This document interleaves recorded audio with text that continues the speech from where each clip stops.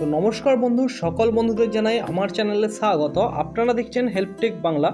তো আপনাদের সঙ্গে আমি 100 দিনের কাজের ব্যাপারে একটি গুরুত্বপূর্ণ ইনফরমেশান শেয়ার করতে চলেছি। অবশ্যই ভিডিওটি আপনারা শেষ অবধি দেখতে থাকুন। আর যারা আমার চ্যানেলে নতুন তাদেরকে বলবো চ্যানেলটিকে সাবস্ক্রাইব করে সঙ্গে থাকবেন। আর যারা সাবস্ক্রাইব করেছেন তাদেরকে অসংখ্য ধন্যবাদ।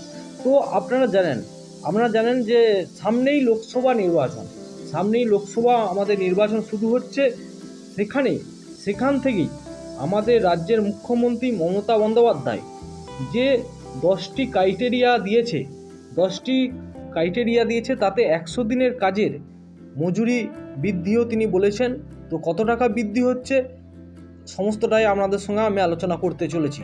তার আগে বলে রাখি বন্ধু যে আমাদের রাজ্য সরকার অর্থাৎ মুখ্যমন্ত্রী মমতা বন্দ্যোপাধ্যায় 100 দিনের কাজের 3 গুণ মজুরি কিন্তু বাড়িয়ে দিতে চলেছে। যদি আগামী দিনে তারা একটা ভালো জায়গা পায়, 3 গুণের বেশি আপনি একটা জব কার্ড থেকে যা বলেছে তাতে 3 গুণের বেশি মজুরি পাবেন। তো ইয়ারলি আপনি 40,000 টাকার উপরেও কিন্তু মজুরি পেতে পারেন 100 দিনের একটি জব কার্ড থাকলেই। তো 10টি ইশতেহার দিয়েছেন, সেখানে কোথায় কি বেনিফিট পাবেন আমি আলোচনা করতে চলেছি। প্রথমেই বলে রাখি 100 দিনের কাজের মজুরি বৃদ্ধি, ফ্রি সিলিন্ডার ও সিএএ বিলুপ্তি, দিদির শপথে বহু চমক। তো দেখুন, প্রথম থেকে আমি লাস্ট থেকে বলে যাচ্ছি। 100 দিনের কাজের কিন্তু খুব গুরুত্বপূর্ণ একটি ইনফরমেশান আছে, অবশ্যই আমি ওটি লাস্টে বলবো, অবশ্যই আপনারা দেখুন। তো এগিয়ে বাংলা এগোবে ভারত।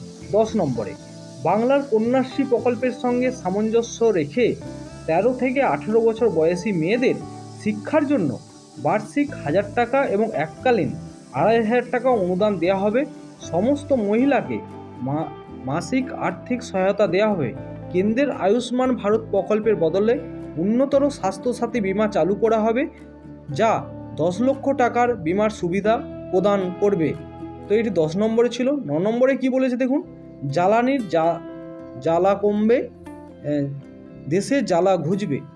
প্রতিটি বিপিএল পরিবার প্রতি বছর বিনামূল্যে 10টি এলপিজি সিলিন্ডার পাবে, যা পরিষ্কার রান্না করার জ্বালানির অ্যাক্সেস প্রদান হবে। তো 10টি করে এলপিজি সিলিন্ডার আপনারা কিন্তু প্রতি বছর পাবেন। তো আরেকটি 8 নম্বরে দেখুন, প্রত্যেক রেশন জবকার্ডধারী প্রতি মাসে 5 কেজি বিনামূল্যে রেশন পাবেন।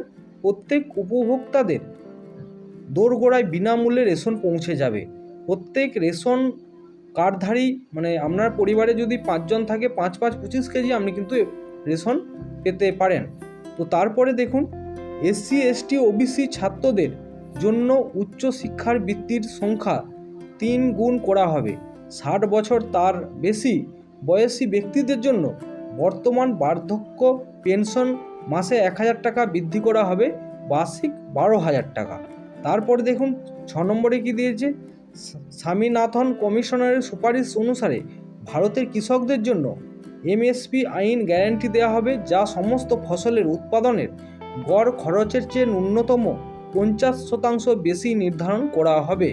আর 5 নম্বরে কি বলেছে দেখুন, পেট্রোল ডিজেল এবং এলপিজি সিলিন্ডারের দাম সাশ্রয়ী মূল্যে সীমাবদ্ধ করা হবে। দামের ওঠানামা পরিচালনা করার জন্য প্রাইস স্টেবিলাইজেশন ফান্ড তৈরি করা হবে দেশে। তো দেখুন 4 নম্বরে কি দিয়েছে, 25 বছর পর্যন্ত সকল স্নাতক এবং ডিপ্লোমাধারীকে মাসিক উপবৃত্তি সহ 1 বছরের শিক্ষানবিশ প্রদান করা হবে। উচ্চ শিক্ষা গ্রহণকারী শিক্ষার্থীদের 10 লক্ষ টাকা পর্যন্ত স্টুডেন্টস ক্রেডিট কার্ডের প্রদান করা হবে। এবার 3 নম্বর দেখুন, ধোঁয়াশাযুক্ত সিএএ আইন বিলুপ্ত করা হবে, বন্ধ করে দেওয়া হবে এনআরসি, বিভিন্ন দেওয়ানি বিধি ভারত জুড়ে প্রয়োগ করা হবে। তারপরে আপনারা 100 দিনের কাজে এসে গেছে। তো কি বলেছে দেখুন, বার্ষিক আয় ও শ্রমিকদের সহায়, এটি নাম দিয়েছে বার্ষিক আয় ও শ্রমিকদের সহায়।